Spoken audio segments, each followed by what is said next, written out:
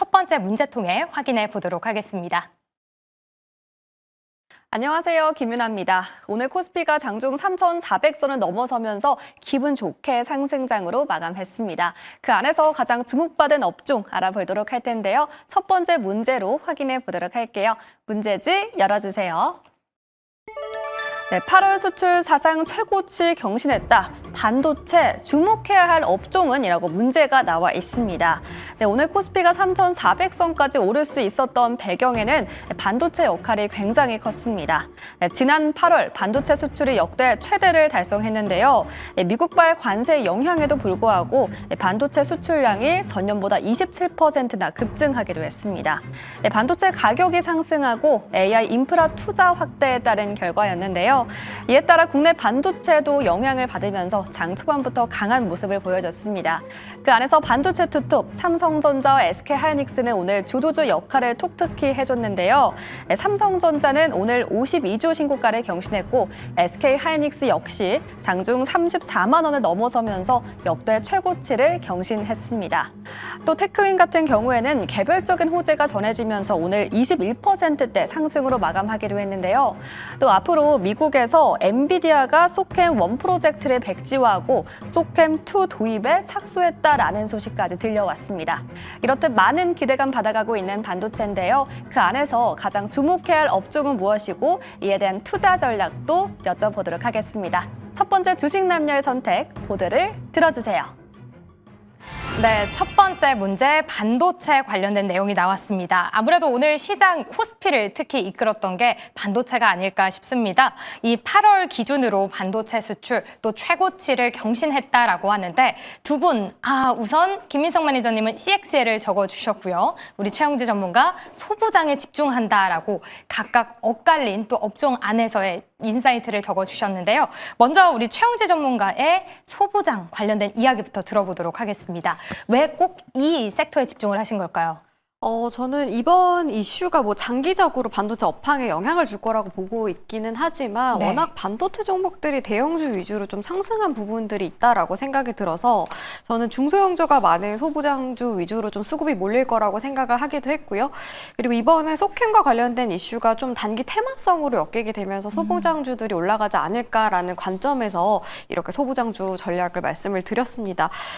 일단은 이번에 이 소캠과 관련해서 소캠1이 이제 백지화가 된다. 엔비디아가 백지화를 하고 소캠2에 집중을 하겠다라는 소식이 들려왔는데 저는 개인적인 관점에서 이번에 이렇게 새로운 소캠2에 도입을 함에 따라서 뭐 패키징이라던가 검사 공정과 관련된 그런 장비주들 위주로 좀 수급이 몰릴 거라고 생각을 하고 있고요.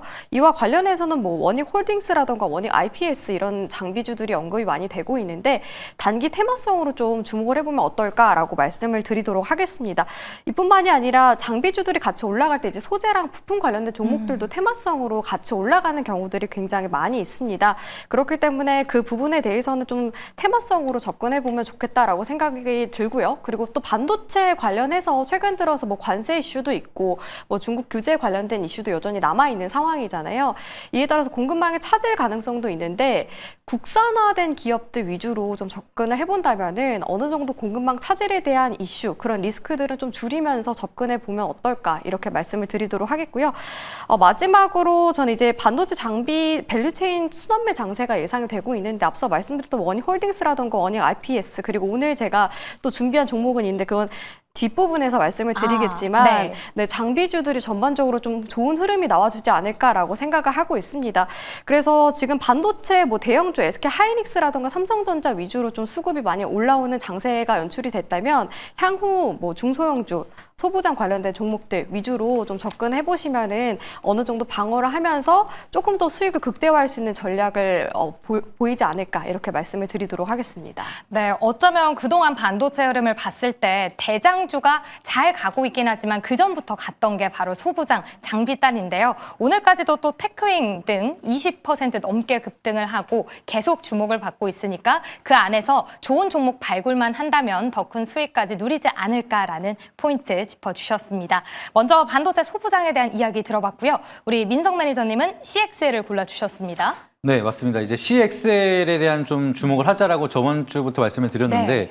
사실은 이제 CXL을 이제 키워드로 잡긴 하지만 제가 말씀드리고 싶은 거는 레거시를 말씀드리고 싶은 겁니다. 그래서 그동안은 좀 고성능 디램에 대한 모멘텀이 워낙 부각을 받다 보니까 레거시는 계속 빠졌거든요. 네. 근데 HBM에 대한 모멘텀이 있는 기업들만 올랐는데 최근 들어서 이슈를 보시게 되면은 낸드에 대한 수요가 확대가 되고 있다. 뭐 얘기 나오고 있고요. CXL에 대한 모멘텀, 소캠 여기에 대한 공통 분모를 보시게 된다라고 하면은 다 레거시라는 겁니다. 우리가 잘 알고 있는 DDR에 대한 기반이라든지 낸드 플래시에 대한 기반 여기에 대한 수요가 다시 한번 늘어날 수가 있는 기대감 형성이 되고 있다 보니까 제가 저번 주에도 말씀을 드렸던 게 결과적으로는 HBM이 잘 팔릴 거라는 건 누구나 다 알고 있습니다. 근데 네. 여기에 플러스 알파가 되지 않는다라고 하면은 또 우리는 임계점을 걱정해야 되는데 그동안 반도체 산업은 밸류에이션을 다 적용할 만큼 적용을 했는데 여기에 플러스 알파로 레거시에 대한 바닥 업황이 만들어진다라고 하면은 SK 하이닉스랑 삼성전자만 본다 하더라도 재고 자산이 다시 한 번 더 평가 손실이 플러스로 전환이 될 수가 있습니다. 그러면 2분기 실적이 크게 안 좋게 나타나는 게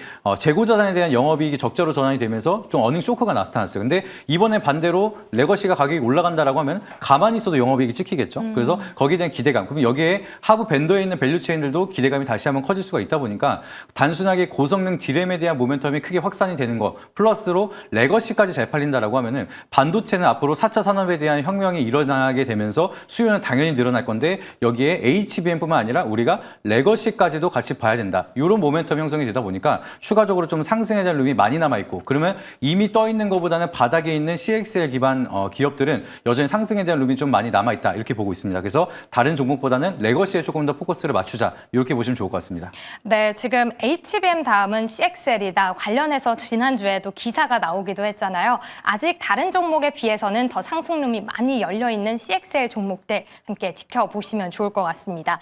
또 우리 최우재 전문가가 아까 이 소부장 이야기를 해주실 때 소캠 얘기가 잠깐 나왔었습니다. 이 엔비디아가 원래는 소캠 1 계획이 있었는데 모두 백지화를 시켰고요. 소캠 2로 진행을 하겠다라고 했어요.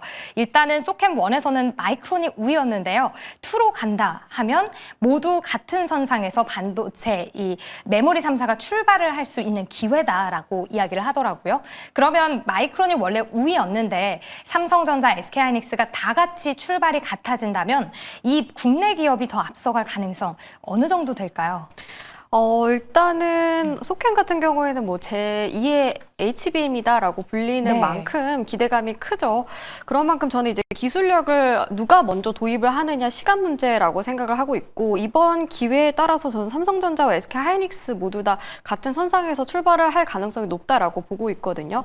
거기에다가 원래 올해 7월 같은 경우 엔비디아 쪽에서 소캠을 올해 80만 장 정도 도입을 한다라고 이야기를 했었는데 이게 다시 백지화가 됐다라고 볼 수가 있겠죠. 그러면서 다시 이제 삼성전자와 SK하이닉스에서 같은 선상에서 출발하게 되는 건데 삼성전자와 SK하이닉스의 경우에는 올해 안에 양산을 시작한다라고 이야기를 했어요. 근데 이번에 소캠 1이 이제 소캠 1이 백지화가 됨에 따라 소캠 2가 내년에 이제 양산이 시작된다라고 이야기를 한 만큼 저는 이제 삼성전자와 SK하이닉스가 시간적인 부분에 있어서 조금 더 빠르게 기술을 확보하지 않을까라고도 생각을 하고 있거든요. 네. 그런 관점에서 모멘텀이 될 수 있다라고 생각이 들지만 앞서 말씀드렸던 것처럼 대형주가 워낙 단기간에 상승을 했던 만큼 이 소캠과 관련된 이슈는 지금 당장 반영되기보다는 연말 부근으로 갔을 때 뭐 양산 시작에 대한 부분 그런 재료에 따라서 올라갈 가능성이 높으니까 뭐 단기에 보기보다는 좀 장기적인 관점에서 바라보셨으면 좋겠다 이렇게 말씀을 드리도록 하겠습니다. 네, 출발이 같아진 상황에서 좀 비교 우위 너무 크게 차이 나질 않는다라고 이야기해 주셨으니까 중장기적인 흐름도 또 지켜봐야겠고요. 이어서는 좀 삼성전자 이야기를 빼놓을 수가 없겠죠. 오늘 삼성전자 목표가가 또 상향 조정이 됐습니다. 한 96,000원으로 제시가 됐는데요. 지금은 사실상 분위기를 봤을 때 SK하이닉스가 더 잘 갈 거다라는 인식이 더 많잖아요. 그러면 삼성전자의 시대 다시 돌아올 수 있을까요, 매니저님? 이제 삼성전자에 대한 시대가 어떻게 관점을 보냐에 따라 다를 것 같긴 한데 네. 뭐 반등은 나올 것 같긴 하지만 이 추세가 SK하이닉스를 역전할 거다라는 생각은 안 합니다. 지금 삼성전자는 지금 96,000원이 사실 전고점이면 개인들이 가장 많이 물려있는 가격이거든요. 그래서 이 가격이 오면 또 세론이 엄청 많이 만들어질 거라고 좀 보고 있고요. 그리고 이제 삼성전자 제가 항상 말씀을 드리는 게 이 HBM에 대한 모멘텀을 일단 만들고 얘기하자 항상 이렇게 말씀드리고 있습니다. 그래서 아직까지 엔비디아와 HBM3E에 대한 콜 테스트 통과하고 납품을 안 하고 하고 있기 때문에 실적에 대한 차이가 너무 크게 납니다. 지금 삼성전자가 올해 컨센서스 보시게 되면 매출액이 315조예요. 네. 근데 SK 하이닉스는 컨센에 대한 매출이 87조입니다. 근데 두 개에 대한 매출액이 어마무시하게 차이가 나는데 영업이익은 SK 하이닉스가 더 많이 나와요. 네. 그만큼 많이 팔아도 제대로 된 거를 파는 것보다 SK하이닉스에 대한 모멘텀이 작다라는 걸 보여주고 있기 때문에 삼성전자가 제대로 된 모멘텀으로 추세가 다시 한번 돌려 세우고 싶다라고 하면은 HBM에 대한 거부가 가치에 대한 영업이익이 잘 나와야지 추가적으로 상승할 수가 있습니다. 그래서 지금 뭐 5세대 디램이 다시 한번 잘 팔린다고 해서 네. 여기에 대한 좀 HBM에 대한 빈 공간을 채울 수가 있다 이런 기사가 나오고 있긴 한데 네. 그럼에도 SK하이닉스처럼 HBM에 대한 모멘텀을 채우지 못한다라고 하면은 영업이익 측면에서 역전하기가 힘듭니다. 그래서 여기에 대한 격차를 다시 한번 회복을 하기 위해서는 SK하이닉스는 이제 HBM4가 나왔습니다. 그래서 네. 여기에 대한 속도까지 더 격차가 벌어지면 안 되는 상황이기 때문에 삼성전자도 HBM3 E부터라도 공급을 해야지만 본격적으로 우리가 바라보는 10만 점자를 기대해 볼 수가 있지 않을까 이렇게 보고 있어서 그 부분 참고해 보시면 좋을 것 같습니다. 네, 강력하게 SK 하이닉스를 좀 지지하는 이야기를 해주셨네요.